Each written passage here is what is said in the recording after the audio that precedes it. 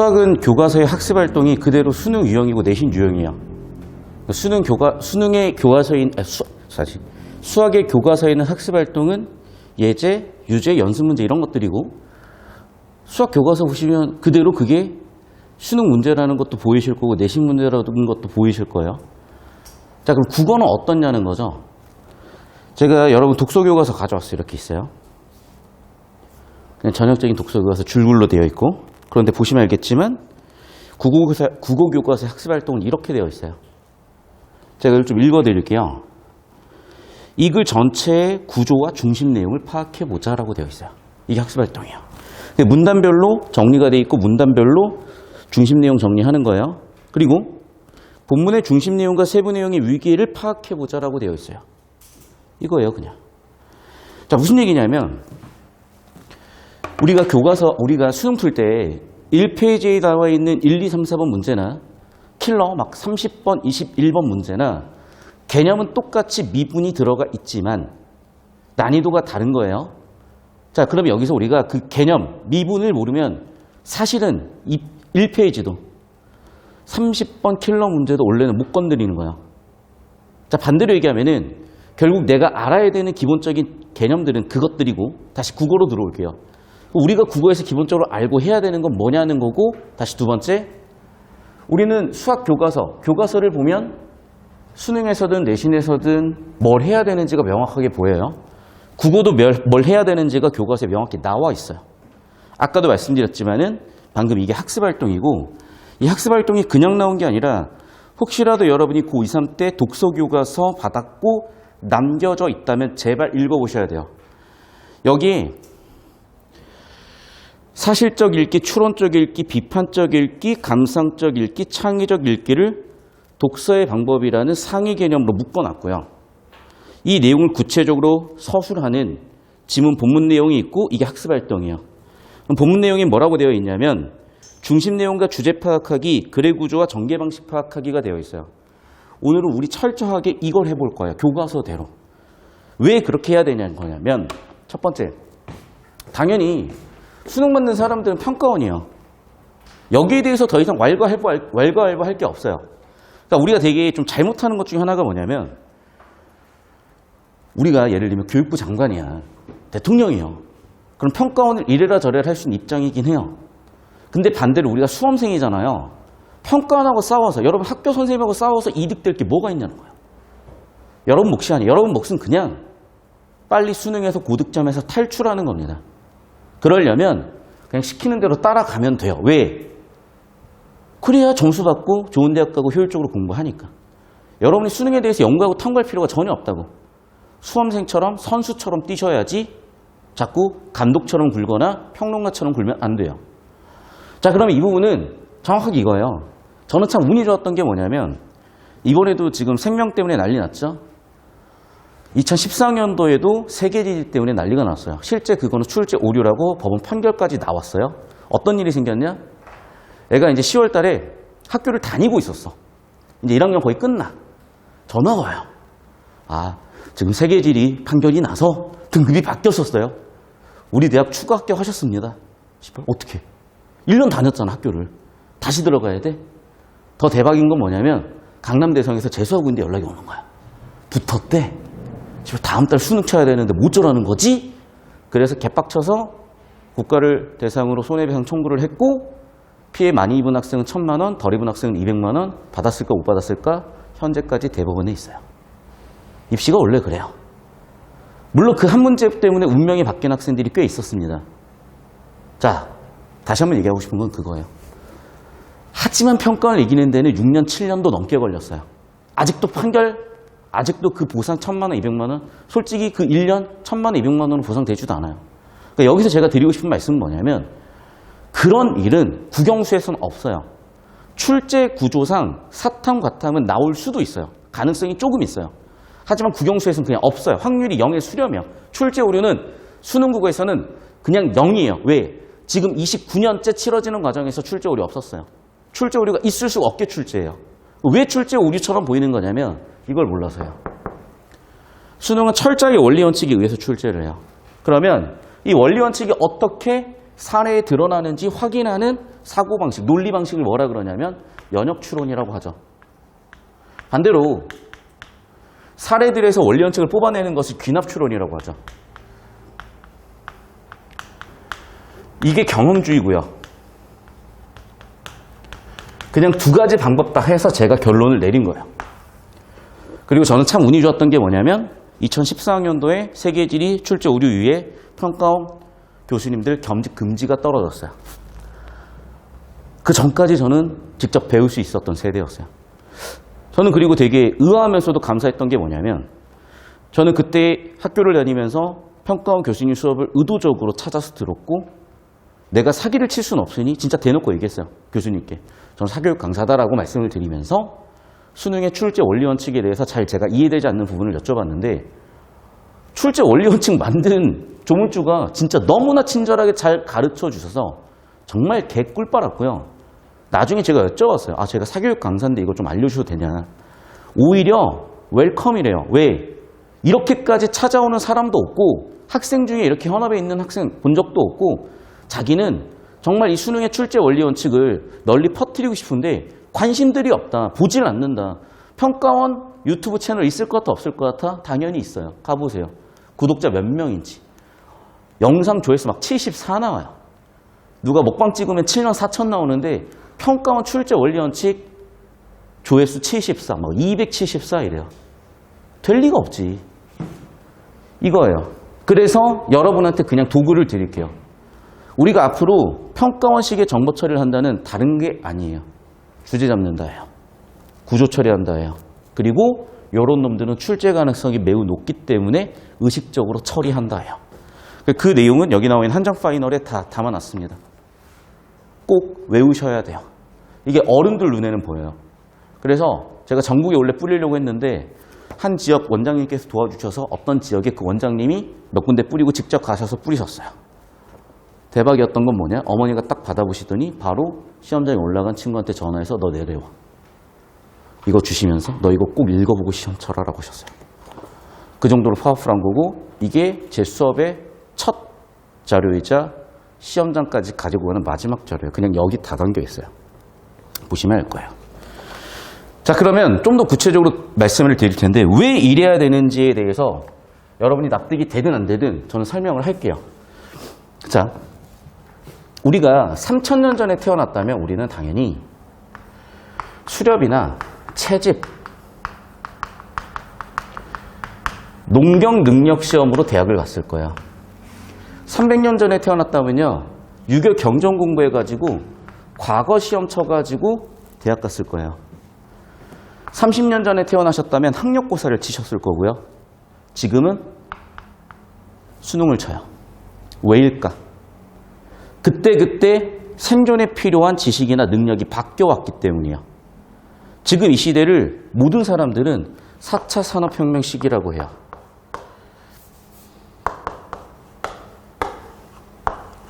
비슷하게 120년 전을 구한말이라고 하죠. 그 구한말에 있었던 조선의 근대화의 변화 이상으로 지금 이 시기의 변화는 왔어요. 놀라운 건 사람들은 너무나 자기 세계에 갇혀 살면서 이 변화에 어마어마하게 뒤처지는 사람과 이 변화를 어마어마하게 주도하는 사람으로 갈려가고 있어요. 문제는 여기서 도태되면 끝이에요. 그렇기 때문에 평가원에서는 그게 안타까운 거예요. 그래서 수능 출제의 방향과 지문의 성격을 많이 바꿔놨는데 참 재밌는 게 뭐냐면 여러분만도 그렇게 반응할지 모르겠어요.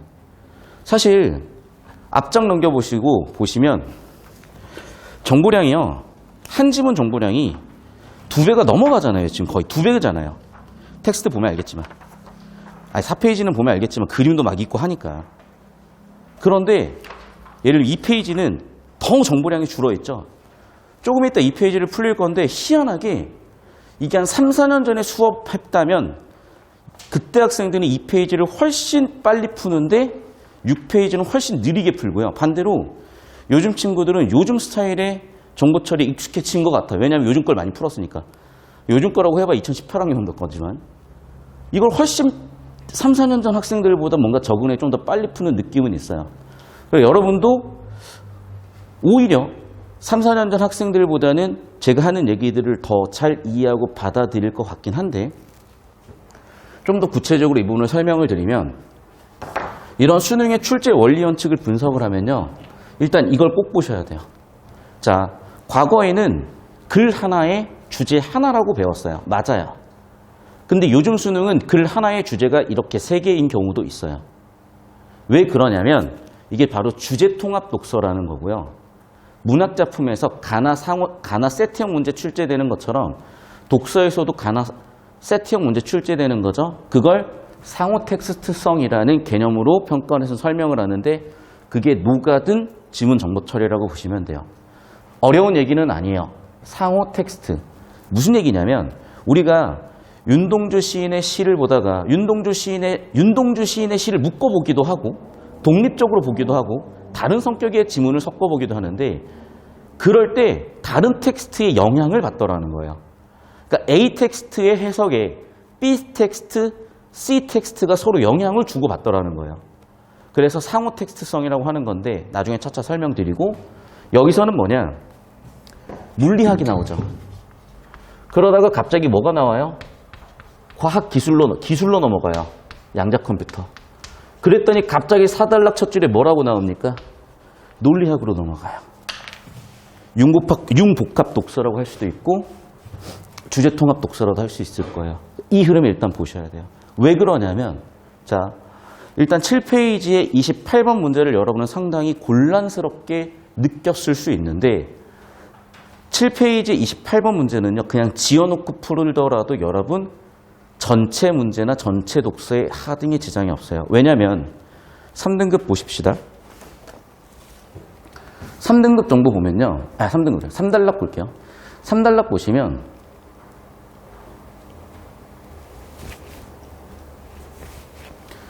별 정보가 없어요. 최근에는 상호 배타적 상태의 공전을 적용해서 초고속 연산을 수행하는 양자 컴퓨터를 했다. 상호 배타적 상태의 공전이 현실에서 구현됐다? 사례다? 미시세계에 대한 이러한 연구 성과는 거실세계에 대해 우리가 자연스럽게 지니게 된 상식적 생각 별 정보가 없어요. 그리고 28번 문제 보세요. 방금 이 정보가 단 하나도 도움이 안 돼요. 보시면 알겠지. 왜 이런 게 나왔냐는 거예요. 우리가 아직도 머릿속에서 모든 정답 근거가 지문에 있다. 그래서 지문 왔다 갔다 하면 다 풀린다. 아, 그렇게 하는 순간 여러분은 최소한 2시간 이상 필요해요. 그리고 잊지도 않아요. 특히나 이걸 이해하려면. 사실 얘는 왜 이렇게 출제된 건지 좀 설명을 드릴게요. 이 지문은 1, 2단락 T1 물리 소재를 가지고 27번 문항을 설계를 했고요. T2 3단락 양자 컴퓨터 가지고 28번 문항을 설계를 했는데 지문이 거의 도움이 안 되고 그 거의 도움이 안 됐었던 의도와 설계는 뭐냐면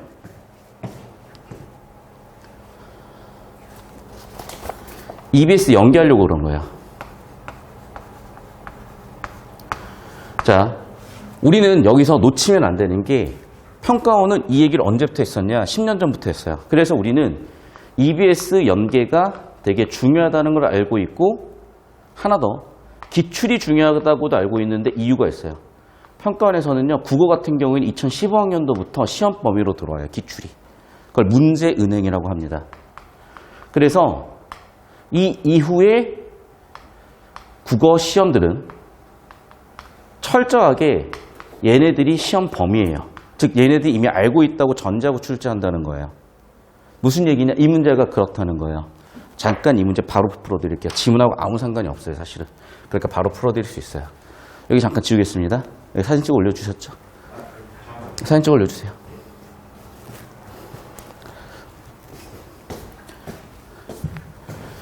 왜 제가 얘를 먼저 풀어드리냐면 약간 1, 2단락을 독립적으로 3단락을 독립적으로 나머지를 좀 독립적으로 보는 그런 흐름이어야 훨씬 편해지지 얘를 전체를 통합적으로 보는 순간 굉장히 여러분 힘들어져요. 그리고 다시 한번 얘기하지만 3단락은 지문 100날 첫날 봐봐야 도움 하나도 안 돼요. 여기에 나와 있는 기존 2해 당연연도 2018학년도 EBS 연계 지문에 비트라는 개념이 나왔고 그 이전에 평가원 지문들에서도 비트라는 개념이 출제가 됐어요.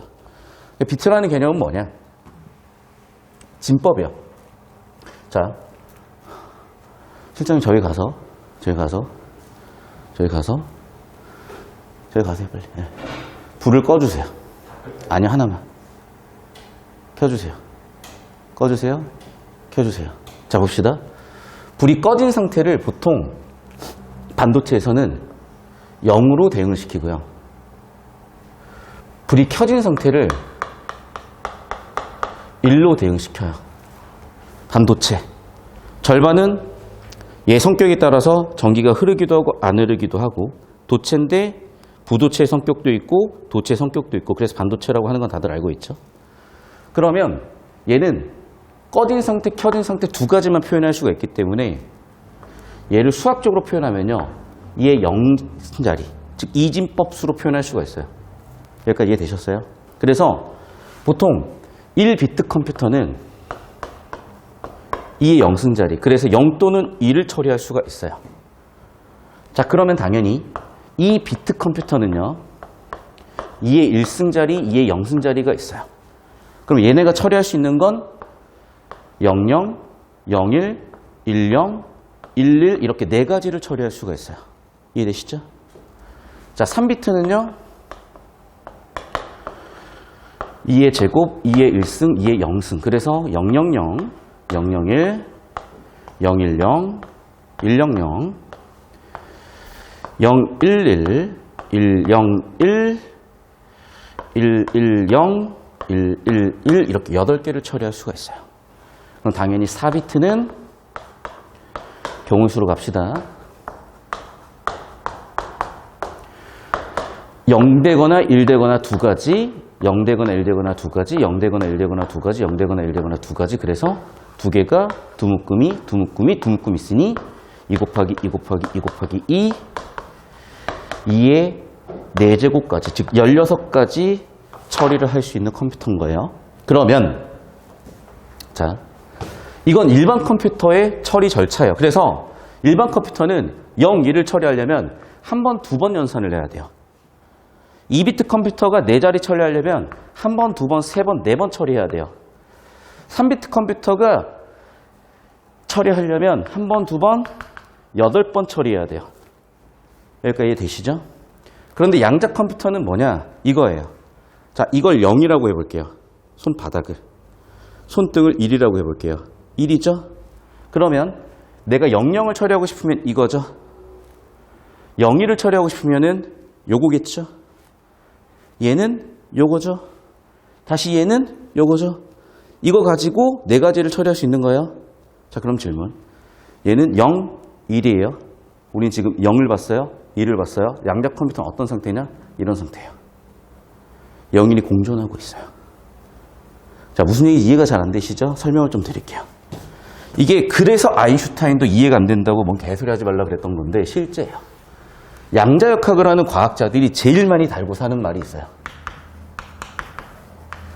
야, 나도 이게 논리적으로는 이해는 안 되지만 관측하면 사실이에요 라고 하는 게 있어요.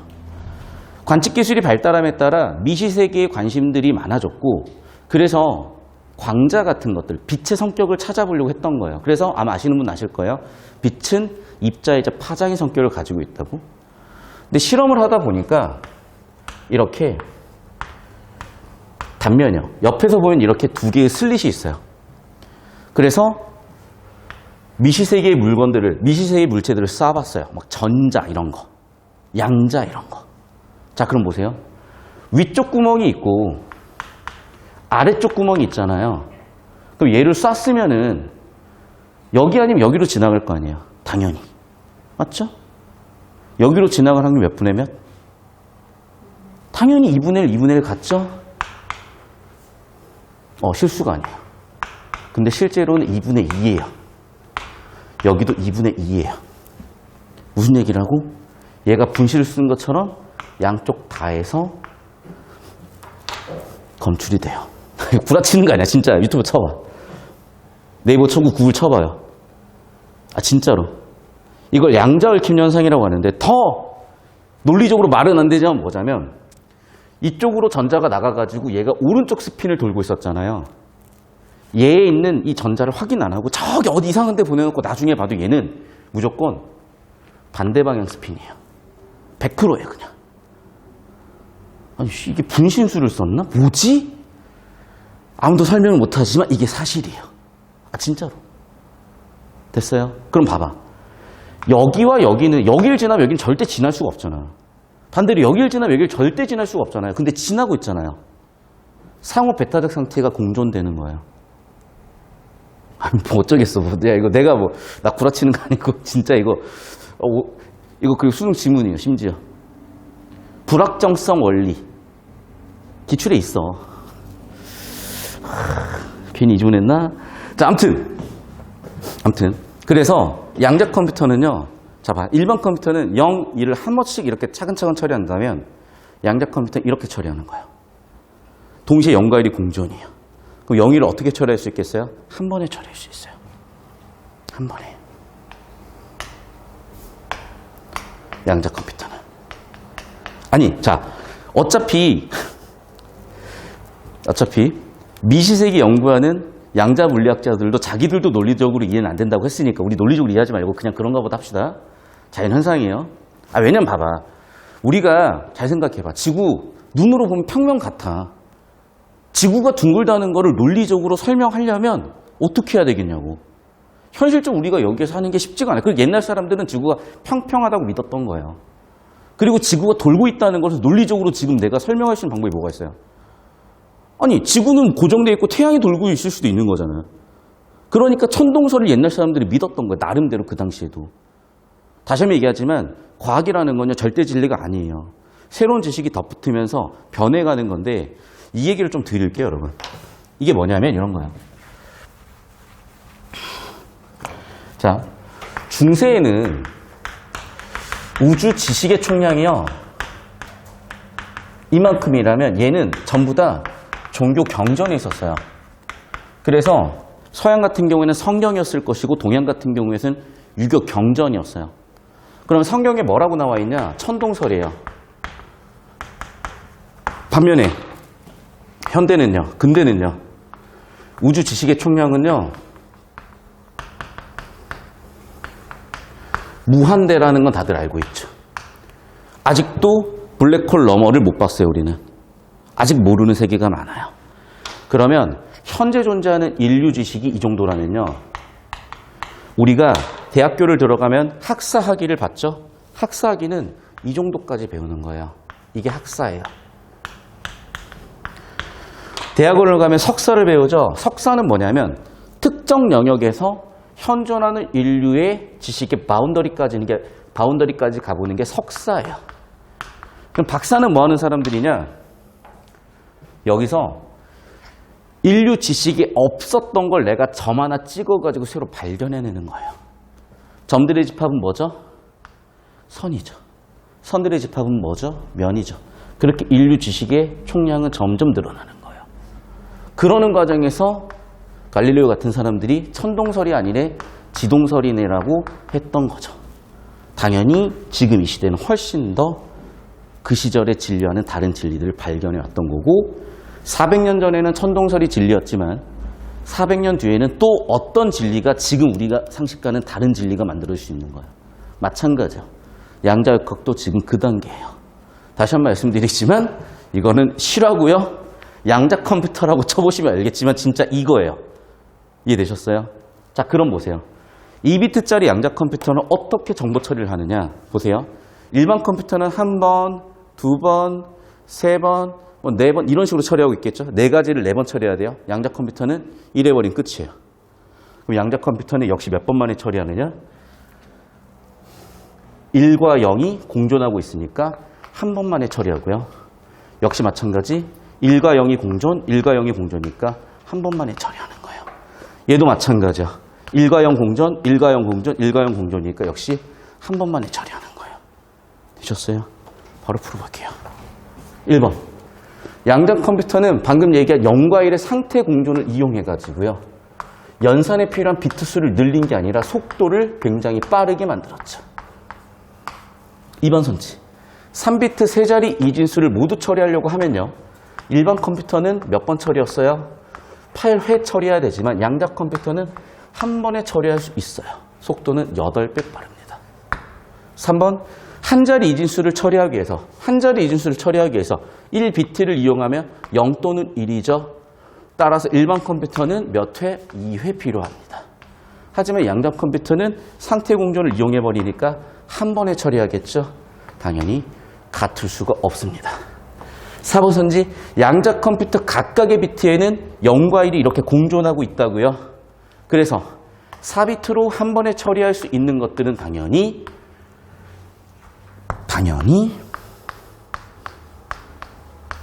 16가지를 한 번에 처리할 수 있겠죠. 그래서 정답은 4번입니다. 5번 선지, 3비트 양자 컴퓨터가 세 자리 이진수를 모두 처리하는 속도는 어차피 해도 한 번에 처리하잖아요. 6비트도 2의 6제곱짜리 한 번에 처리하잖아요. 같겠죠. 됐습니까? 필기하세요. 사진 찍어주시고 필기하세요. 이걸 니네한테 풀라고 낸 거야. 평가원 죽일 놈 할 게 아니라 풀 수 있게 만들면 다른 학생들하고는 차원이 다른 수준까지 가겠죠. 생각해봐. 솔직히 이거 이해하고 이렇게 풀 수 있는 사람이 몇이나 있겠어요. 그러니까 보통 와리가리 찍겠지. 와리가리 하면 답이 나오겠습니까, 여러분? 절대 안 나옵니다. 그냥 이거예요. 수학은요, 찍을 수가 없어. 물론 주관식 찍는 용자들이 있어요. 막 13 찍었는데 정답 나와. 막 2 찍었는데 나와. 오케이. 진짜 리스펙 하고요. 국어는 근데요, 솔직히 아무거나 찍어도 5분의 1이요. 그러면 적당히 내피셜 해가지고, 이건 것 같다 하고, 한 3개 중 하나 골라서 맞으면 오답 분석을 안 해요. 그러면 사고가 늘겠냐고. 여러분이 상식적으로 방금 여러분이 풀었던 접근과 이 접근을 비교해 보시고, 뭐가 여러분 올해 수능날 웃게 만드는 방법일지를 지금 생각해 보셔야 돼요. 다시 한번 얘기하지만 다른 해설 백날 들어봐야 머리만 헷갈려. 들어보세요. 뭘 들어보셔도 이 정도로 정확하게 평가원의 출제 원리 원칙에 기반해서 이 시험이 이렇게 설계됐던 거고, 그건 둘째치고 이 지문이, 이 보기가, 이 선지들이 이런 거다라는 것을 설명하는 게 이 정도로까지 이해하고 설명하는 것도 쉽지도 않고, 그럼 왜 이렇게 풀어야 되냐의 당위성이 없어져요. 왜? 지문에 없잖아, 비트 개념이. 어떻게 풀라는 거예요? 막 보기에서 막 씹어 먹어요. 야, 너 혼자 수능 10분, 이거 28번 문제 10분 혼자 풀어도 돼요? 혼자 한 3시간 풉니까? 절대 그렇게 못 푼다니까. 다시 한번 얘기할게요. 이건 이미 머릿속에 있었어야 되는 거예요, 여러분. 비트 개념이. 진법 개념이. 왜냐하면 나 때는, 평가원 때는요, 진법을 배웠어요. 중딩 재민이 때. 그러니까 2진법, 3진법, 10진법 수를 배웠다니까. 근데 요즘은 진법이 빠져버린 거야. 그러니까 학생들이 몰라. 평가원도 아니야.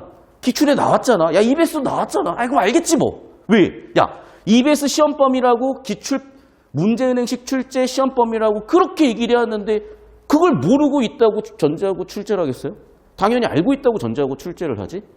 그러니까 거기서 계속 핀트가 나가는 거야. 다시 한 번 말씀드리지만 여러분, 단어도 이런 구조도 머릿속에 어느 정도 잡혀있고 그렇지 못한 학생들의 차이가 계속 공부하면서 벌어지는 거예요. 그러니까 지문 하나하나를 더 이상 독립적으로 보면 안 돼요. 수능 지문들은 다 어떤 흐름과 엮임이 있어요. 그럴 수밖에 없어요.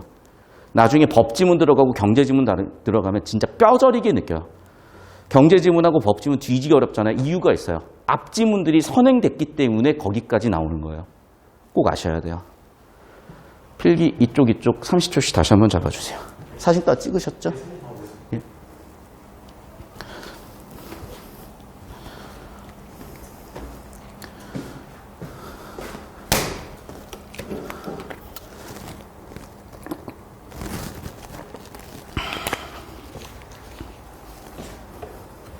그리고 교재에 8페이지, 9페이지도 필기 공간이 있으니까 따로 노트 준비 못한 학생들은 거기다 필기해 주시면 좋고, 자, 다시 한번 이제 이거를 설명을 좀 드릴게요. 그래서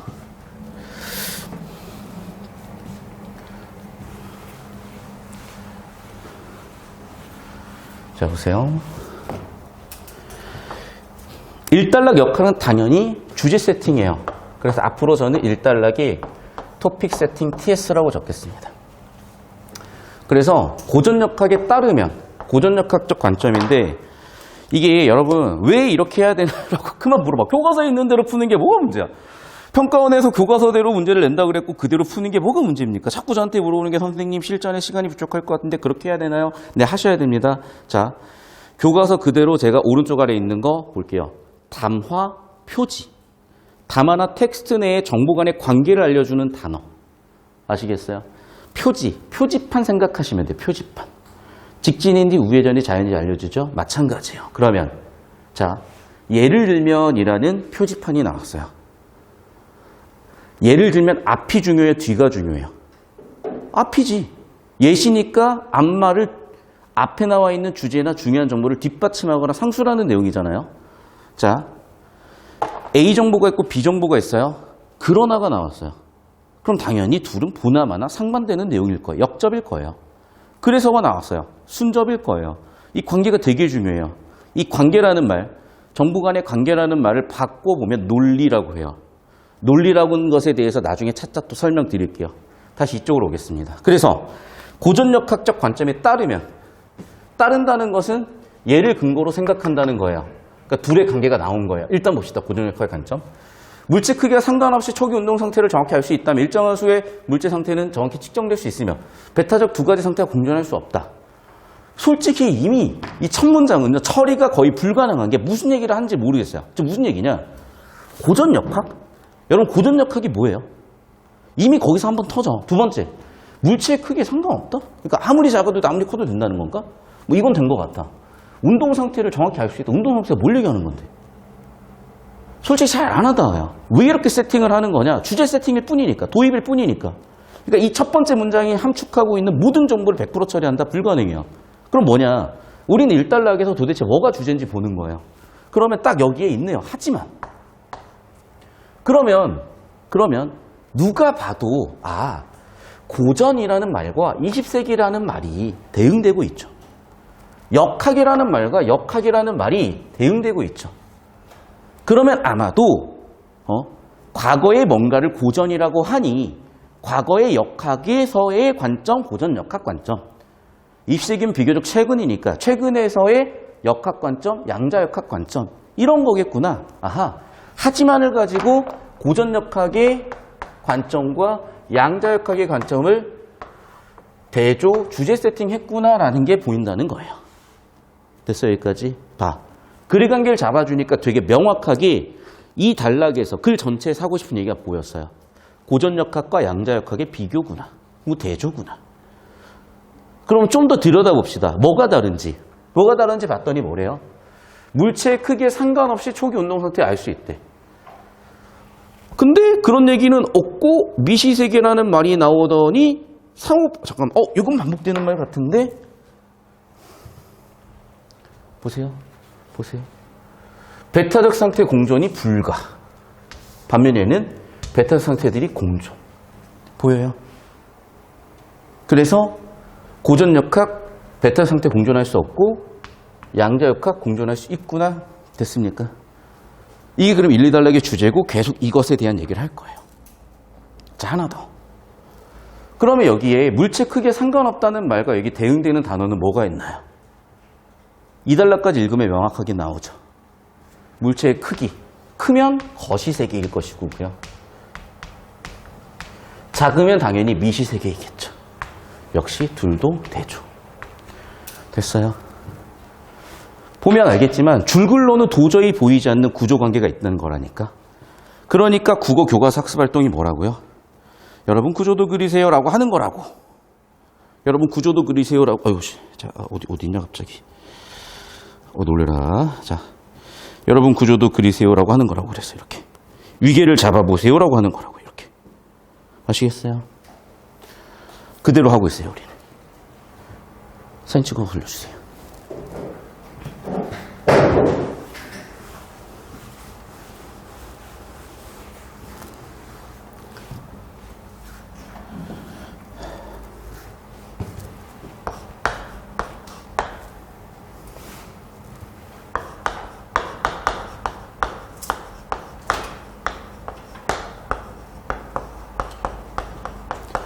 그럼 보세요. 자, 이거 필기하실 건데 이렇게 비교 대조는 그냥 표 그리세요. 뭐 선생님 실전에서 그리나요, 마나요? 일단 그 둘째 치고 일단 그려볼 수나 있게 하자고. 왜냐면 실전에서 우리가 수학 그래프 그려서 푸는 학생도 있고 수식으로 푸는 학생도 있잖아요. 선생님 전 수식이 편해. 알겠으니까 일단 그래프 그려보자고. 자, 그려볼게요. 고전역학과 양자역학의 차이. 일단 첫 번째. 상호 베타적 상태의 공존. 얘는 공존할 수 없었고요. 얘는 공존이 가능했어요. 그리고 물체 크기에 대한 얘기도 나옵니다. 물체 크기요. 얘는 뭐라 그랬어요? 물체 크기 상관없어요. 그냥 공존하지 않아요. 반면에 얘는 미시세계일 때 공존한다고 얘기했어요. 됐어? 그럼 이 얘기가 나오는 순간 명시적으로 나오진 않았지만 미시세계 당연히 거시세계에 대한 관점도 있어야 되겠죠. 우리 예상대로 2단락에서 그래서 미시세계와 거시세계를 나눠서 흐름을 가져가고요. 하나 더. 자, 1단락부터 상호 베타 상태의 공존이라는 전체를 관통하는 키워드가 있어요. 무슨 얘기냐? 1, 2단락은 물리 지문이고 3단락은 기술 지문이고 4, 5, 6단락은 논리 지문이지만 모든 단락에서 상호 베타적 상태의 공존이라는 전체를 관통하는 주제는 존재해요. 그래서 그거 찾아서 형광펜으로 싹 다 이어주세요. 그냥 최대한 이어놓으시고 좀 이따 수업 들으면서도 메꿔 넣으시면 돼요. 흐름을 보라는 거예요, 흐름을. 어쨌든 이게 크게 세 개의 덩어리로 이루어져 있지만 전체를 관통하는 주제 역시 존재한다는 거. 그런 거 찾아내는 게 왜 중요하냐면 결국 이 글이 어떤 의도와 목적을 가지고 어떤 방향성을 가지고 출제하는지를 알려주기 때문이라는 겁니다.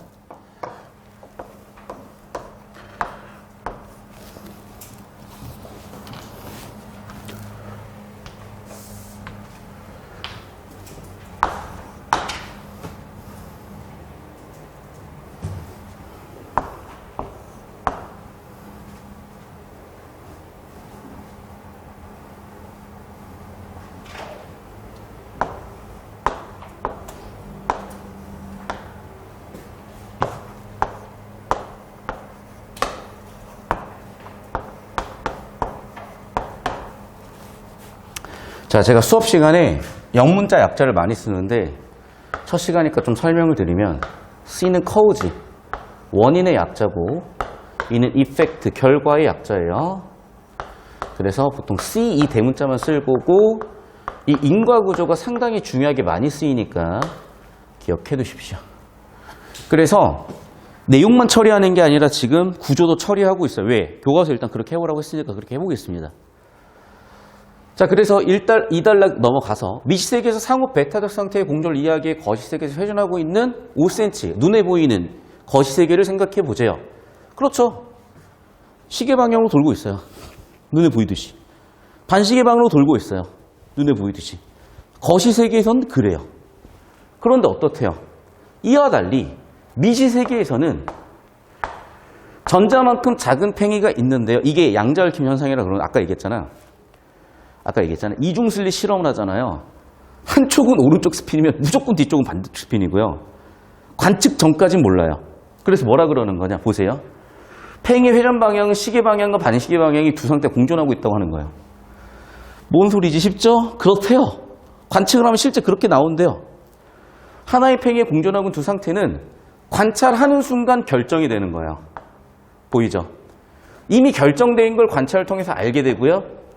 결정 안 돼 있는 걸 관찰을 통해 확인하는 거예요. 그래서 2단락 내용을 표로 정리하시면 이렇게 됩니다. 자, 지금 보세요. 이미 여기는 미시세계와 거시세계를 비교대조하는 관점이에요. 그래서 거시세계와 미시세계. 보시면 알겠지만 거시세계에서는 당연히 상호 베타적 상태의 공존,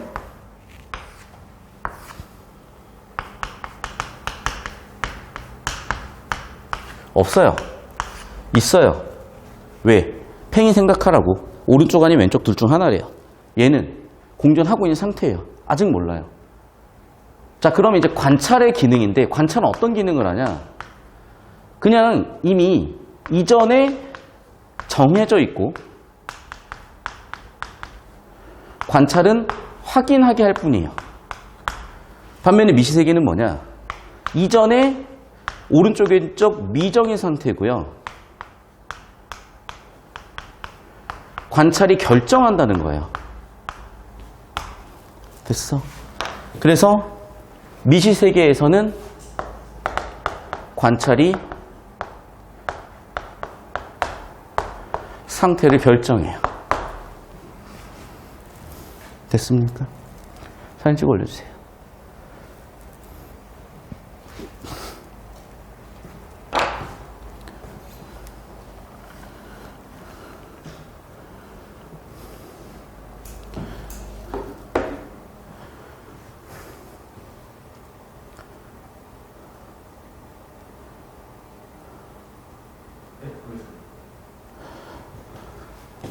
자, 이쪽으로 와서 계속 쭉 봐도 그냥 반복이에요.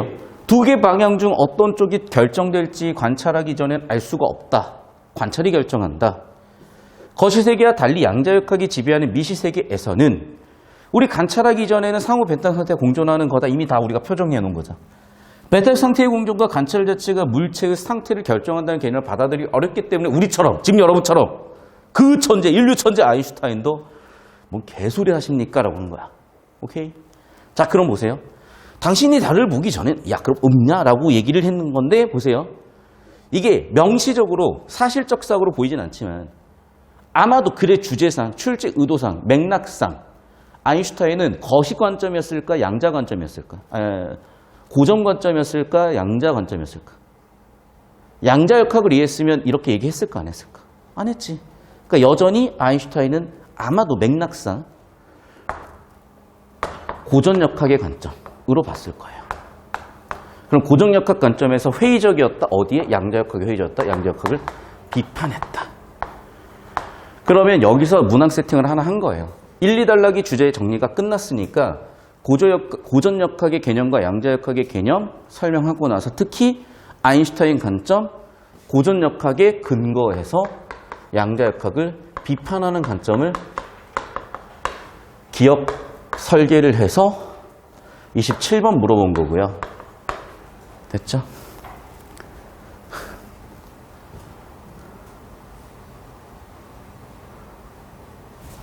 자, 여기서 우리가 좀 우리의 논리적 사고방식이 때때로 많이 잘못되어 있는 경우가 있어요. 왜냐하면 우리가 논리를 제대로 모르는 경우들이 있어요. 예를 들면 이런 거예요. 수능에서 많이 쓰이는 논리는 P면 Q이다의 명제가 당연히 참인 경우도 있고요. false, 거짓인 경우도 있고요. 알 수 없는 경우도 있겠죠.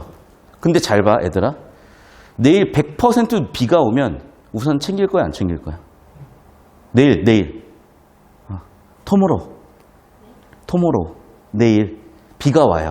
100% 온대요. 우산 가져올 거예요? 네. 그러면 내일 비 올 확률이 10%예요. 우산 챙길 거야, 안 챙길 거야? 봐. 무슨 얘기인지 알아요? 과거에 고전적인 관점, 전통적인 인식론자라고 해요. 이게 20수능일 거예요. 이게 왜 출제가 됐냐면 일부 수능에 미친 지문 하나 있어요. 가능색이라는 지문. 이거 나오니까 막 다 들고 일어났어. 평가원 입장에서는, 전 평가원 교수님 알잖아요. 굉장히 인격적으로 훌륭하세요. 나였으면 저 병신들 또 이랬을 텐데 평가원 입장에서는 정말 친절하게 가능세기에 대해서 뭐 복수 정답이네 뭐 연명을 했잖아요. 매년 학습 한번 안 내라고 문서가 나오는데 거기에 이 지문을 실어 설명을 해주고 그래도 못 알아먹으니까 어떻게 오케이 이걸 시험에 내야 되겠다 해가지고 이걸 냈어요. 전통적 인식론은요 뭐냐면 P면 Q이다의 명제를 참이거나 거짓으로 판별하거나 모른다로 판단을 해요. 그러니까 무슨 얘기냐? 내일 비가 온다는 명제는 참이거나 거짓이거나 모른다라고 우리는 생각을 해요. 맞죠? 내일 비가 올지는 그렇죠. 올 수도 있고 안 올 수도 있고 모를 수도 있죠. 그런데 어떤 시기의 사고가 유용한지 보세요. 100% 맞으면 얘는 참이에요. 0%면 얘는 당연히 false, 거짓이에요. 여기를 전부 다 모른다라고 한다고요? 물어볼게요. 나는 비 올 확률이 30%야. 우산 챙겨요, 안 챙겨요? 안 챙겨요? 우선 챙겨요, 안 챙겨요? 나는 비에 젖는 게 너무 싫기 때문에 비올 확률이 5%만 돼도 우선 챙기는 사람이에요. 자, 무슨 얘기냐? 그 얘기예요. 즉, 확률이라는 개념이 훨씬 유용하다고요. 여기 속하는 모든 점들을 모른다로 처리하는 예전의 관점보다는 이런 확률과 통계에 근거해서 비올 확률이 60%? 우선 챙길 것, 60%도 안 챙기나요? 60%는 챙길 거예요. 60% 챙겨, 안 챙겨요? 안 챙길 것 같아요. 그래, 봐. 지금 모른다지만 누군 챙긴다고 안 챙긴다잖아. 훨씬 확률적으로 판단하는 게 유용한 판단이라니까. 이게 어떤 지문이냐? 베이지주의자예요. 그냥 썰 푸는 거 아니야. 진짜 다 확인해봐. 그래서 일부 수능 가능 세계에 대해서 하도 답답한 소리를 하니까 너희는 전통적 인신론자 관점을 보는 거고 이제는 통계 확률에 기반한 베이지주의자의 시대야 라고 하면서 수능에서 특정 선지가 아무리 봐도 오류지만 정답인 이유를 설명을 하는 거예요. 가장 확률적으로 정답인 놈을 찾는 거예요. 그래서 수능 말문이 뭐라고 되어 있는 거냐? 가장 적절한 것은. 100% 옳은 것은 물어보지 않아요. 가장 적절한 것은. 오케이? 뭔 말인지 잘 모르겠죠? 이게 희한하게 내 얘기하잖아요. 그래서 화요일 날 대치 단과 수업인데 작년 9월 달에 왔을 거예요. 엄청 서로 고생했어. 그리고 제 수업 듣고 이제 자기가 재수를 하겠대요. 하렴. 얘가 아마 어디 다니는 애였지? 러셀인가 지금 대치 러셀인가 다닐 거야. 그리고 얘가 저한테 그러는 거야. 선생님 저 사촌 동생이 있는데 수업 같이 들어도 돼요? 뭐 들을 수 있으면 들으죠. 근데 얘가 지금 중딩 잼민이에요. 뭔 소리지? 이제 고등학교 올라간대요. 뭐 수능 선행으로 한번 해보고 싶대요. 뭐 하든지 안 되면 안 들으면 되니까 한번 들어봐라고 했어요. 그래서 아직 중딩 잼민이에요. 얘는 예비 고1이야. 너무 웃겼던 게 뭐냐면 당연히 얘가 첫 지문 잘 풀죠. 두 번째 잘 풀죠. 세 번째 잘 풀었는데 어머나 얘는 지문마다 처음에는 선생님 뭔 소리인지 잠깐만요. 알 것 같아요 하더니 나중에 속도가 같아져요. 정답률도 같아져요. 근데 얘네만 이런 게 아니에요. 지금 저 왔다 갔다 하면서 좀 본 학생들 여기 독학반 학생들 있잖아요. 여기 중딩 잼민이들 예비 고1이 있어요. 저 수업을 해봤어요. 애들이 그냥 제가 무슨 말을 하든 다 믿어줘요. 근데 고3 재수생들은 무슨 말을 해도 이러고 있어요. 무슨 얘기인지 알겠어?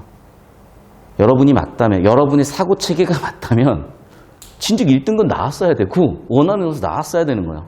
그게 아니니까 이 자리에서 이 수업 듣고 있는 거라고 저는 생각을 하기 때문에 어쨌든 여러분이 수능날 피 보지 않는 방법으로 저는 여러분을 어떻게든 책임지고 데려갈 거예요. 다시. 자, 이 얘기를 왜 하느냐. 지문에 명시적이진 않지만 정보 간의 관계 처리를 하면 보여요. 보세요. 고전역학은 뭐라 그러냐. 물체 크기에 상관없이예요. 보이죠? 그러니까 고전역학은 그런 건 모르겠고 전부 다 공존하지 않아요. 반면에 양자역학 관점은 뭐겠어요? 거시세계에도 베타 상태가 공존한다 이럴까? 양자역학은 뭐예요? 언제? 미시세계일 때 공존한다예요. 이해됐어요? 자, 그러면 이거를 다시 한번 좀 가공을 해보면 이런 관점이에요. 고전역학은요. 거시든 미시든 됐어요? 둘 다, 즉 합집합 둘 다 전부 다 상호 베타적 상태의 공존 같은 건 없어요. 반면에 양자역학은요. 미시일 때 공존한다는 건 거시일 때는 공존하지 않는다가 100%는 아니겠죠. 하지만 그럴 가능성이 높겠죠. 그래서 양자역학은 거시라면 공존 안 할 거고 미시라면 공존한다는 관점일 거예요. 명시적으로 나온 건 미시일 때 공존이고 거시일 때는 양자역학 관점이 명시적이진 않지만 오케이? 미시일 때 공존해 거시일 때는 공존하지 않겠네라는 게 확률적으로 가장 적절한 판단일 거라고요. 가장 적절한 정보 처리일 거예요. 100% 명시된 건 아니지만. 왜 이렇게 해야 되냐면 이거 100% 여러분이 이해할 수 있고 판단할 수 있는 정보를 주자면 책 한 권이에요. 양자역학이 책 한 권으로 될까? 수능 지문이고 10분 안에 처리하라고 냈으면 그 정도로 정보를 터는 과정에서 상당 부분 물론 왜곡이 되기 때문에 애당초 그런 왜곡된 정보들을 논리적으로 완벽하게 이해하고 완벽하게 뜯어본다. 더군다나 그게 누군가의 관점이면 안 되고 택도 없고요. 그러니까 자꾸 출제오류 같은 소리를 쳐하는 거예요. 평가원 관점에서 모르면 자 그냥 머릿속에 있는 거 다 내려놓으세요. 백지 상태로 만드세요. 그리고 받아들여 보세요. 이 말이 왜 틀려야 돼요? 백지 상태라고 놓고 보면. 자 그러면 이 말이 맞다고 생각하고 이제 바로 이걸 가지고 만든 첫 번째 문항을 같이 한번 보도록 하겠습니다. 여기 사진 찍어 올려주시고 잠깐 필기할 시간 1분 정도 드릴게요.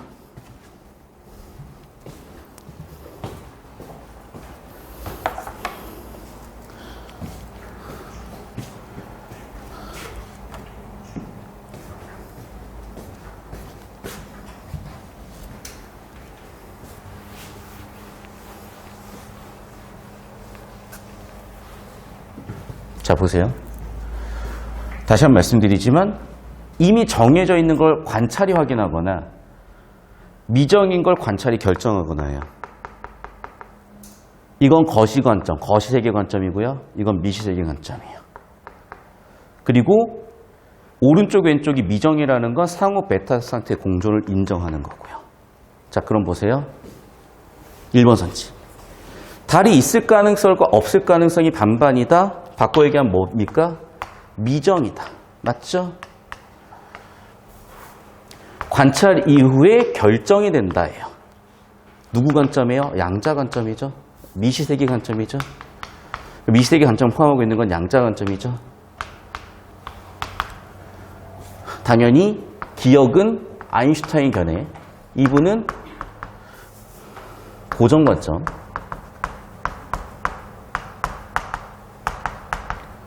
당연히 아웃이고요. 자, 4번 선지 보세요. 관찰에 따라서 존재가 결정된다는 얘기를 했어요. 역시 마찬가지로 양자 관점이죠. 왜? 일로 오세요. 관찰이 존재를 결정한다. 관찰이 존재를 결정한다. 역시 양자 관점입니다. 아웃이고요. 1번. 관찰이 존재 여부를 결정한다. 역시 양자 관점이에요. 역시 아웃. 남는 건 2, 3번이에요. 그럼 질문. 아인슈타인. 거시세계 물체니까 존재해. 맞지 않나요? 상호 베타 상태 공존 없다고 한 거 아닌가요? 3번. 관찰 여부 상관없이 존재해. 이것도 맞는 거 아닌가요? 그럼 분명히 둘 중 헷갈리셨을 텐데 뭘 근거로 3번으로 찍었죠, 여러분? 이게 문제라는 거야. 분명히 여러분은 둘 중 좁혀놓고요. 2번이니 3번이니 하다가 3번이 맞아 보이니까 3번 찍고 3번 맞았으니까 아유 됐어. 그래놓고 순위가 틀린다고요. 자, 30초 더 드릴 테니까 필기하시고 이해해보시고 2, 3번 중에 왜 2번이 정답인지 3번인지 누구나 납득할 수 있는 설명을 쓰든지 해보든지 하세요. 시작.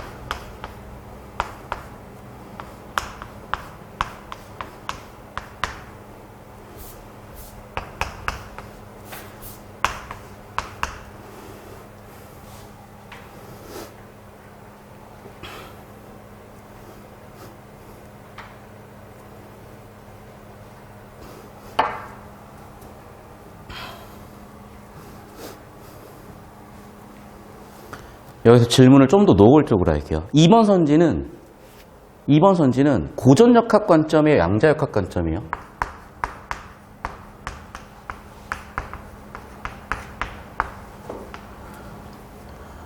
이번 선지는 고전역학 관점이에요? 양자역학 관점이에요? 고전이다. 양자다. 둘 다 될 수 있다. 골 때려요. 언제 이러고 있을래? 내가 뭘 지적하는지 알겠죠? 시험 상황에서 이래봐. 혼자 한 3시간 푸냐고요, 문제. 죽는 거야. 그냥 평가원이 하란 대로 하는 게 제일 빠르고 제일 정확하고 제일 마음 편해요. 왜? 출제자가 하란 대로 했는데 뭐 틀려도 어쩔 수 없는 거지라고 생각해버리는 게 무슨 얘기냐면 최상위권 친구들은요, 틀려도요, 과감하게 많은 시간 질질 끌다 틀리는 게 아니라 그냥 틀려요. 그럼 다른 걸 다 맞추겠지. 근데 꼭 맞춰놓고 거기서 막 주저주저 하다가 뒷문제 다 틀리는 애들이 있어. 좋은 점수 나올 수가 없다니까. 다시 한 번 말씀드리지만요, 국어는 심리적 성격도 강해요. 정답이라고 특정하는 그 판단에 있어서의 확신도 되게 중요하다니까. 근데 평가원 의도만큼 단단하게 그 심리적인 근거를 마련해 주는 게 뭐가 있겠어요. 잘 보세요. 이게 왜 얘는 평가원 국어 관점에서 보면은 얘는 양자역학 관점을 포함하고 있는 거예요. 왜? 보세요. 거시세기를 P라고 해볼게요. P이면 Q이다라고 했어요. 그럼 이 얘기는 전체 집합에서 P에 대해서 얘기했다는 거예요. 얘는. 그러면 여러분, P의 여사건, P의 여집합에 대해서도 얘기할 수 있는 거잖아요. 거시세계는 이렇다라고 했으면 미시세계는 저렇다라고 할 수도 있는 거잖아. 아니 봐봐, 이렇게 얘기하면 얘는 미시세계에 대해서 아무런 얘기도 할 수 없는 건가요? 자 봐봐, 내가 얘를 이렇게 얘기했어. 야, 피자는 맛있어. 그 햄버거는 맛 없니? 그런 얘기랑 똑같은 거라고요. 그러니까 여러분이 어떤 착각을 하고 있냐면 자꾸 선지 하나를 명제적으로 판단하려고 해요. 찬 거짓 판별을 하려고 해요. 아까도 말씀드렸다시피 우리가 P이면 Q이다를 판별할 수 있는 경우는요, 굉장히 제한적이요. 100% 정보가 주어져야 돼요. 그런 경우에만 우리는 얘가 참인지 거짓인지 판별이 가능한 거예요. 근데 수능에 충분한 정보가 어떻게 주어져요? 양자역학 한 권이라니까. 한 권이 뭐예요? 수십 권이에요. 그럼 어떻게 된 건데? 다시 한번 얘기할게요. 지금 고3까지 했던 국어 공부가 의미가 없었다는 거예요, 저는. 다만 토양에 어떤 약문들을 심어는 놨어요. 다시 한번 말씀드릴게요. 그거 수학하시면 안 돼요. 그냥 그거는 퇴비로 쓰세요. 밑거름으로 쓰세요. 훨씬 빨리 자랄 거예요. 아예 없는 것보다. 다시 설명드립니다. 자, 거시세계 물체이므로 어떻다라고 얘기한 건 미시라면 어떻다라고 얘기할 수도 있죠. 이해됐어요? 따라서 얘는 양자역학을 함축하고 있는 선지라고요. 이해됐어? 하지만 3번 선지 보세요. 뭐라고요? 아이, 관찰 그딴 거 모르겠고 원래부터 존재했습니다. 그러니까 관찰과 상관없이 존재해요. 얘는 그냥 뚝배기 터져도 나는 그딴 거는 상관없이 배탈 상태 없어요. 그딴 거는 상관없이 이미 정해져 있어요. 고전역학 관점이요. 이해됐어요? 이렇게 터는 거예요. 이렇게. 자꾸 막 실용 문제를. 아니, 고3한테 실용 문제를 왜 내니? 초딩 재민이를 푸는 게 실용 문제예요. 막 단어 찾아요. 아니, 그 단어 찾는 게 뭐 대단히 중요한 능력이라서 고3들한테 물어본다고요? 왜? 나 진짜 묻고 싶은 게, 여러분은 잘 모르겠지만 학교 선생님들은 전부 다 정교사 자격증이 있어요. 뭐 자격증 가지고 얘기합니까? 내가 약사 자격증 없이 약 팔면 안 되잖아. 내가 의사 자격증 없이 진료하면 안 되잖아. 좀 뭘 알고 얘기했으면 좋겠어요, 저는. 필기하시고 사진 찍어 올려주시고. 그럼 봐봐. 깔끔하게 27, 28이 끝났어. 그리고 3단락은 그냥 안 읽을게요. 어차피 읽어봐야 쓰잘데기 없는 이상한 소리, 물론 이상한 소리는 아니지. 3단락도 흐름은 정확히 존재해요. 어떻게? 보십시다. 최근에는 이라고 하면서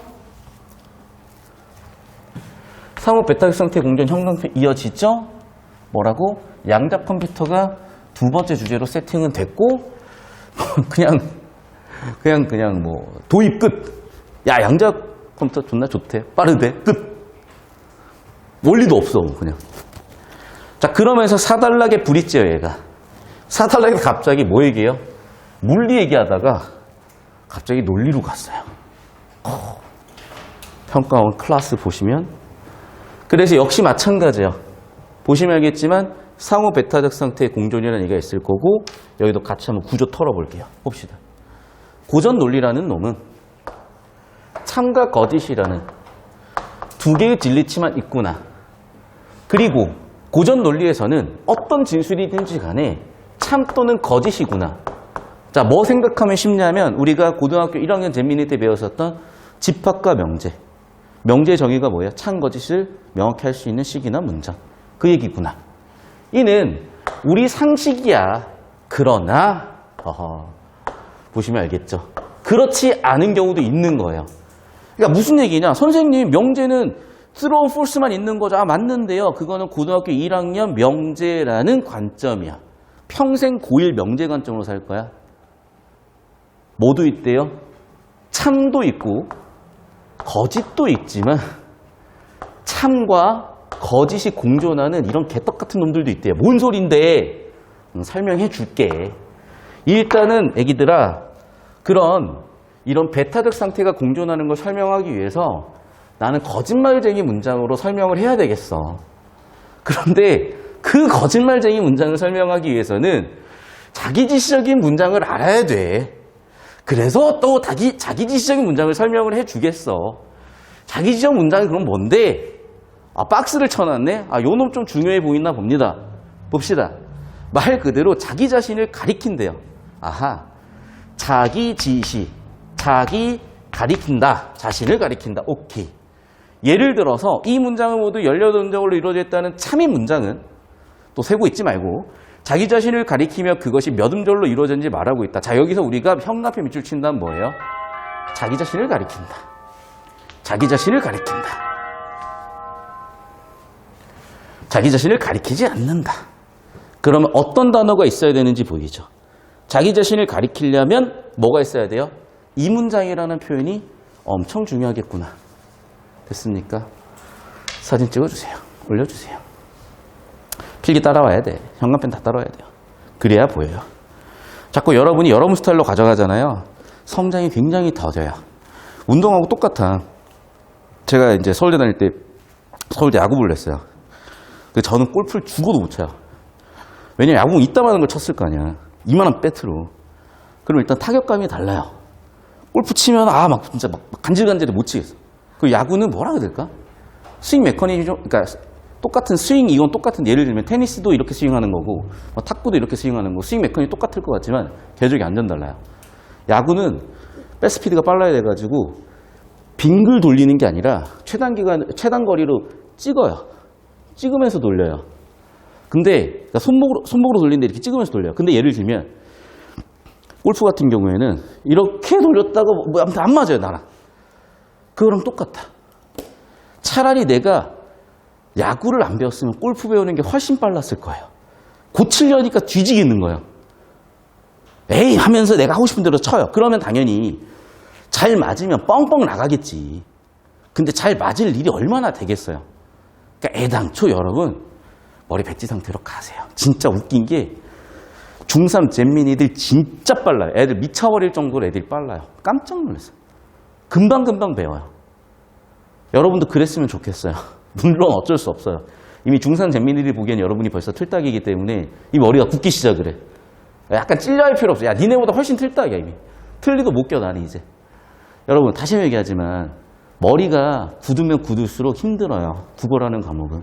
말랑말랑해서 유연하게 보셔야 되고 자꾸 이건데라고 가지고 보면 계속 충돌날 거예요. 그냥 내려놓고 저거겠지, 저거겠지. 한번 저대로 해볼까? 속눈샘 한번 해보세요. 많이 달라져요. 하나 더. 이 지문 난이도가 어려우면 또 잘 안 하다와요. 쉬운 난이도 지문 가지고 보면 이런 구조 처리나 정보 처리가 훨씬 편하게 다가오다가 어려운 문제도 풀리는 그런 구조고요.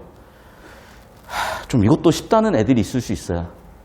그 친구들은 제가 이것보다 좀 더 어려운 지문들을 다루는 반을 깔 거예요. 그래서 오늘 지금 우리 첫 강의잖아요. 고3 정규반. 반이 분반될 가능성이 일단 좀 있기 때문에 올 수업 끝나고 일종의 설문조사 같은 걸 할 거예요. 그래서 이게 적당한지, 좀 더 어려웠으면 좋겠는지, 좀 더 쉬웠으면 좋겠는지를 얘기해 주세요. 필기 끝났죠? 넘어갑시다. 사실 얘도 끝났어요. 왜냐면 봐봐. 자, 여기서 전체 내용을 희한하게 다 묻고 있죠. 그러니까 A 밑줄 쳤지만 기억이야 A야.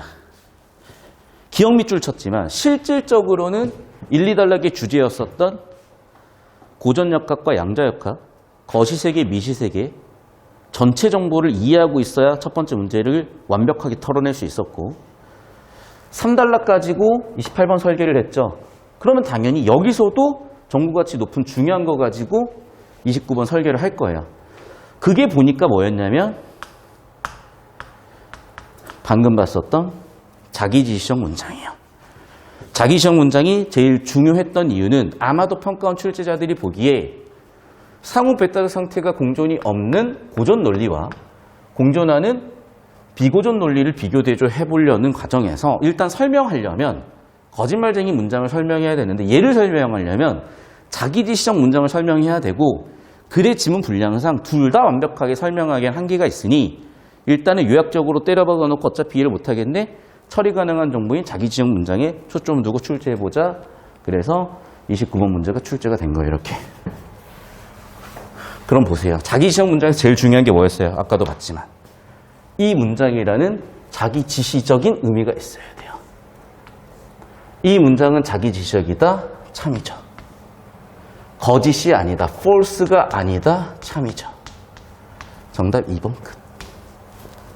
됐나요? 깔끔하게 떨어져요. 깔끔하게. 이해 못하면 어차피 틀려. 이거 어떻게 일치로 풀 건데 막. 야, 거짓이 아니면 참이다. 참이 아니면 거짓. 이런 거 진리치 따져야 되는데 이해 못하면 틀리는 거예요. 됐죠? 자, 그러면 이제 마지막 남은 두 문제인데 끝단락에 LP 원리를 적용하는 문제가 있고요. 그리고 전체 내용을 털었기 때문에 풀 수 있는 마지막 31번 문제가 있어요. 여러분, 어휘 문제 힘들어하는 학생들이 있는데 어휘 문제는 모든 학생이 힘들어하는 것 같아서 제가 언제 한번 특강 형식으로 정리해 드릴게요. 이거 수업 시간에 자꾸 하면 약간 짜쳐요. 약간 뭐라 그럴까? 맥락이 자꾸 깨져요.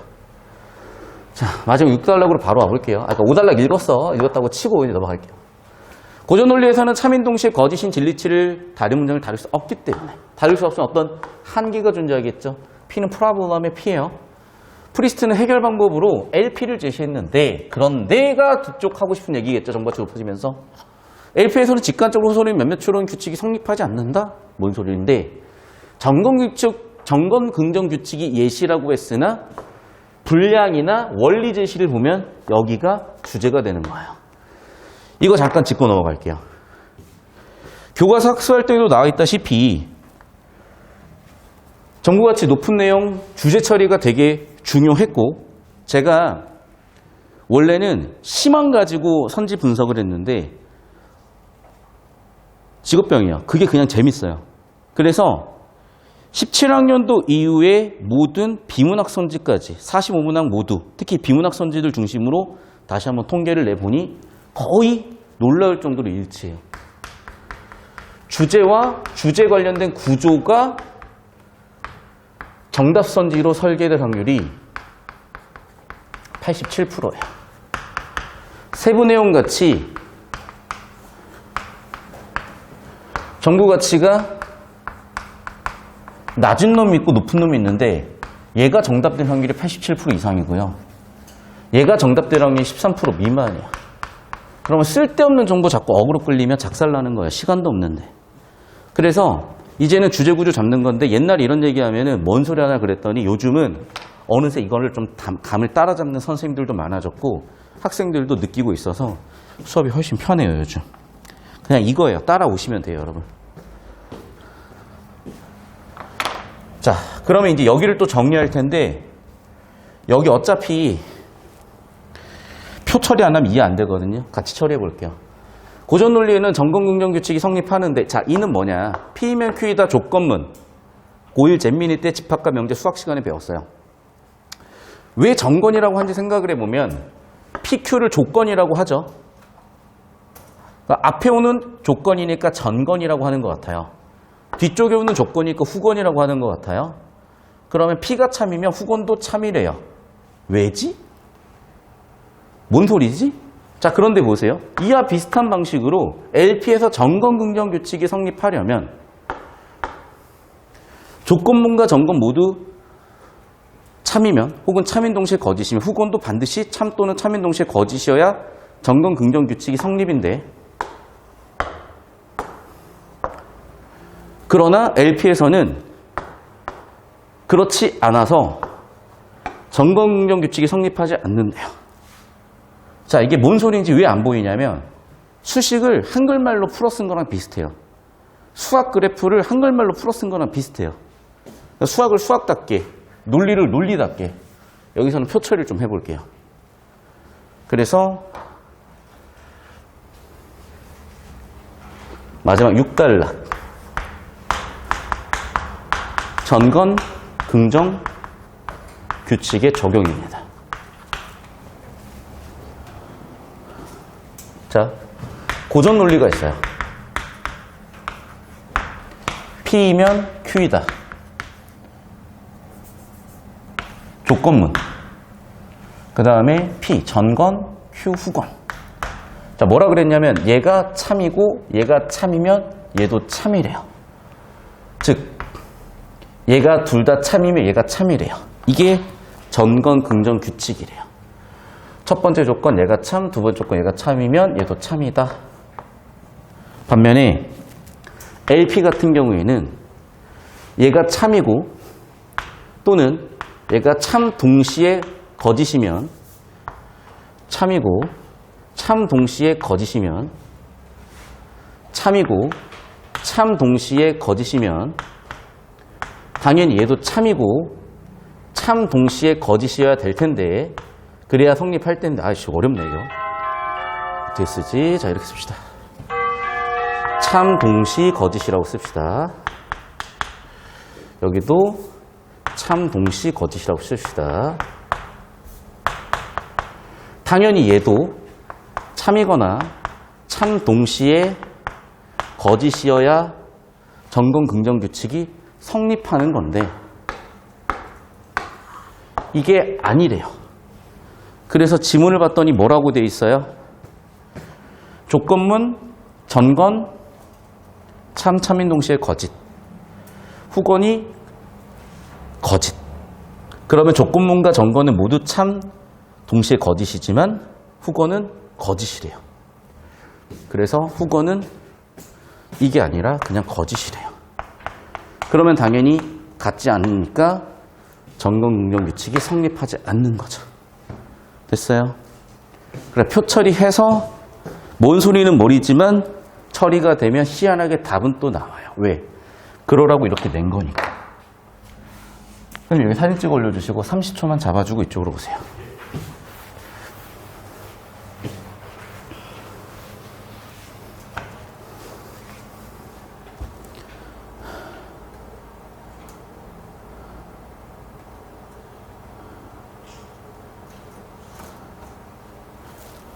봅시다. 보세요.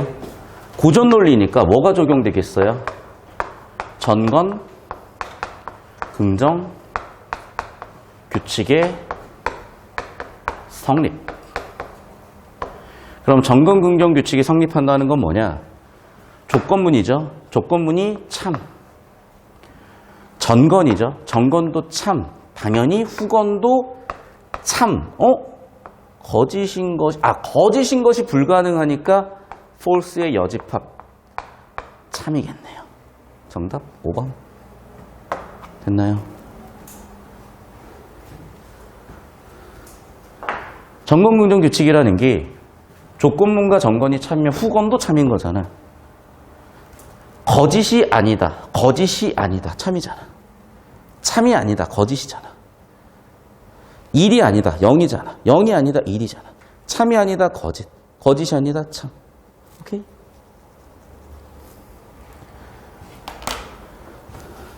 아니, 전체 집합이 있으면 참 아니면 거짓이잖아요.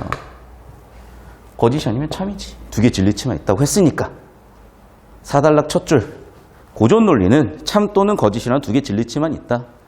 참 아니면 거짓, 거짓 아니면 참. 거짓이 안 돼. 참. 됐어요. 점검 긍정 규칙, 조건부 니은, 점검 P가 참이면 후건 Q도 참. 어떤 느낌인지 아시겠어요? 왜 이렇게 된 거냐? 솔직히 지금 우리 5달러 거의 날렸잖아. 6달러도 뭔 소리인지 모르겠지만 일단은 내가 그리라니까 표를 그려봤잖아요. 희한하게 풀려요. 무슨 얘기인지 알아요? 야, 이거 시간 안에 어떻게 다 분석을 다 하냐? 여러분, 이거 길어야 12분이에요. 맞죠? 독서가 4지문인데 첫 번째 페이지는 보너스 지문이니까 던지고 나머지 3지문인데 3지문이 대체적으로 이 정도잖아. 그러면 12분씩 써봐. 36분이야. 독서에 36분. 옛날 45문제 시절에는, 옛날 45문제 독서 15문제 시절에는 여기다가 35분 썼으면 나머지 마킹 5분에서 40분 남아요. 그 40분 동안 뭐 해야 돼? 문학하고 화작, 문법 풀었어야 돼. 요즘 수능도 크게 다르지 않죠. 다시 한 번 말씀드리지만 우리가 평소에 지금처럼 편한 타임에 이게 10분이 넘어가면 실전에서 무조건 시간 부족이야. 실전 가면 시간이 좀 더 걸릴 거냐. 야, 실전에 누가 더, 난 실전에 강한 타입이니까, 평소에 10분 풀었으면 막, 실전에 한 5분에 다 조져버리고, 막, 그러면 오케이, 인정. 근데, 솔직히 수능은요, 야, 그거 누구라도 떨려. 존나 떨려. 난 진짜 옛날에, 나는 언어 영역 시절에 이제 듣기평가 있던 시절이야. 와, 씨발, 안 들려. 진짜. 듣기평가가 정답률이 98%인데, 나 1번 틀렸다니까. 블랙아웃 돼가지고 안 들어요. 아무 소리도 안 들려. 뭐지, 내 귀가 이상한 거 진짜 너무 긴장해가지고. 그때 군대 갔다 와고 숨쳤었거든. 슬픈 또 역사네. 아무튼 여러분, 자 보세요. 제발 해왔던 거에 안주해버리는 순간 여러분은 그냥 그 등급 그 점수예요. 그걸 원하면 그렇게 하세요. 근데 저는 여러분이 1년 동안 여기서 공부하면서 들인 시간과 비용, 정말 난 그게 너무나 뼈 아파. 여러분이 2번 다시 나는 그런 문제 만들고 싶지 않아요. 올해 1년 동안 완전히 제가 여러분 성적 책임지고 끌고 갈 테니 자신의 판단력과 사고력 갖고 끌고 오세요. 해왔던 거에, 남들의 생각에, 편견에, 관성에, 타성에 젖지 마세요. 제발 좀. 그냥 이거예요. 보시면 알잖아. 뭐 이렇게 깔끔하게 답이 나오는데 더 이상 뭐가 필요합니까? 선생님 잘 안 돼요. 당연히 안 되지. 이제 한 지문도 안 풀었는데. 맨날 그래. 한 3지문 풀면 나한테 그래요. 쌤 이건가요? 저건가요? 야, 한 30지문 정도는 풀고 나서 얘기해야 되는 거 아니야? 막 수학 같은 거 나랑 3문제 풀고 나서 쌤 이제 저는 30번 킬러 문제를 마스터한 것 같아요. 미친 거지 진짜. 말이 돼요 그게? 킬러 문제 진짜 30번이 뭐야? 300번 풀어도 사실은 킬러 문제 마스터 될까 말까인데, 야, 국어 만점자가 28명이에요. 수학 만점자. 평가원 참 귀신이야. 어떻게 미적하고 기하 만점자를, 표점자를 똑같이 만들어놨을까, 만점을, 표점을? 2,703명이에요. 영어 4만 명이 만점이에요. 그러면 길 가는 고3 10명 중에 1명은 영어 만점이야. 수학 만점자 다 모아놓고 국어 만점자요, 손 99명까지 손 안 들다가 100명째 한 명 드는 거예요. 그 정도로 어려운 시험이 돼버렸다니까. 그러니까 아예 그냥 내려놓으세요. 기존의 방법들은 전혀 도움이 안 되고 그냥 퇴비로 쓰시면 퇴비. 똥이고요. 그 똥은 퇴비로 쓰셔야지. 그 똥 가지고 자꾸 해봐야 똥밖에 안 돼. 계속 봅시다. 자, 그러면 이제 지금까지 내용이 이해가 됐으니까 이 문제가 이해가 되거든요.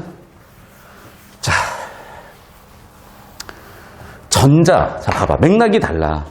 내가 이게 이제 중딩 잼민들 텐션이 너무 좋아요. 막 쌤한테 확 물어봐도 돼요?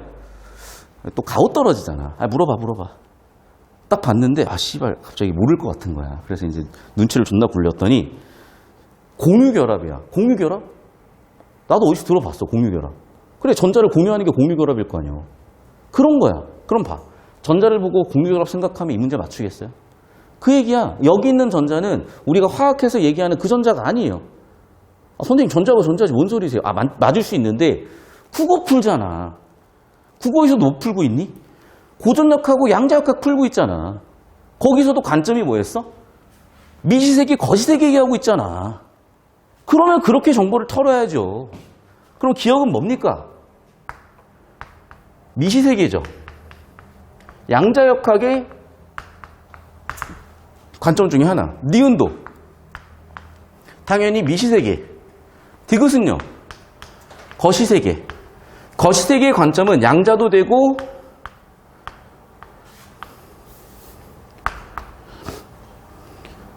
고전도 되고, 리을도 거시 세 개, 양자도 되고 고전도 되고. 근데 봐. 자, 베타적 상태의 공조는 양자역학에서 미시 세계일 때 가능했던 거라고. 이해됐어요? 그래서 아무리 양자역학이더라도 상호 베타적 상태의 공은 여기서 되는 거고, 여기서는 베타적 상태의 공존이 안 된다고요. 아니, 맞잖아. 아무리 20세기 양자역학자들이라도 팽이가 이렇게, 야, 이게 어떻게 오른쪽에 있는 쪽이 공존이냐? 한쪽이지. 거시세계는. 눈에 보이는 거네. 됐어요? 그러니까 여러분 이게 잘 납득이 안 되는 이유가 왜 그러냐면, 양자역학 현상 같은 게 양자의 불확정성 원리가 이해가 안 돼서 그런데 진짜 구글에 딱 쳐보라니까 옛날 기출문제로 나왔어. 이거 이미 설명됐어요. 평가원에서.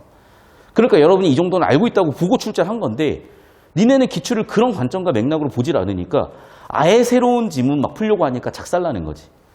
다 전제돼 있는 거예요. 이렇게. 계속 봅시다. A는 고전 논리, B는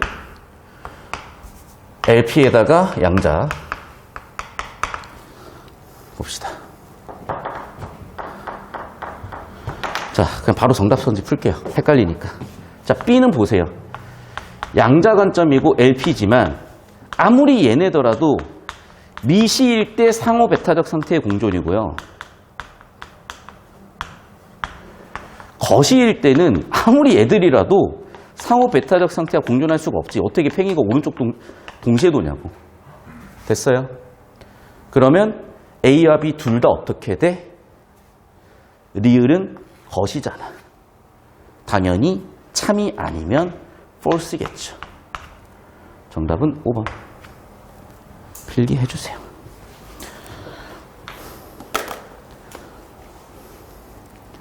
저한테 학생들이 꼭 그래요. 선생님 다른 선지 풀어주세요. 아, 지금은 그럴 단계가 아니에요.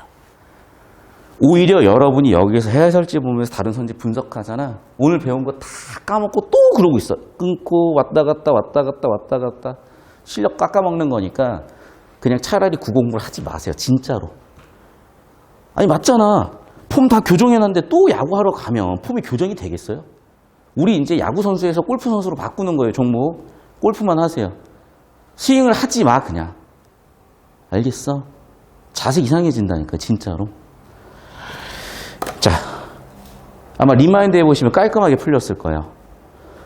보충 영상으로 드리긴 하겠지만 원칙적으로 출석한 학생들의 복습용이에요.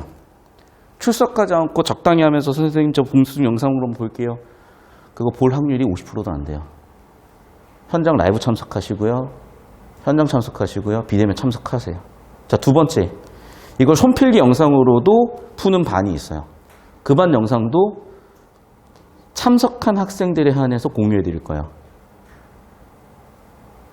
피치 못할 사정으로 결석한 학생들은 오케이. 자, 그리고 이것에 대한 해설지도 있어요. CJ 파업 때문에 진짜 이번 올해 뒤지는 줄 알았어요. 거기 영업소에 한 지금 10일째 있다가 드디어 얘가 탈출해서 온 것 같아요.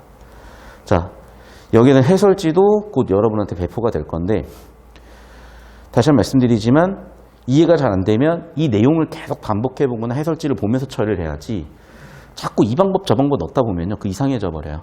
오히려 여러분 감 다 떨어지기 때문에 그냥 하지 마시고, 선생님 전 국어공부하고 싶은데 그럼 뭐를 더 해야 되나요?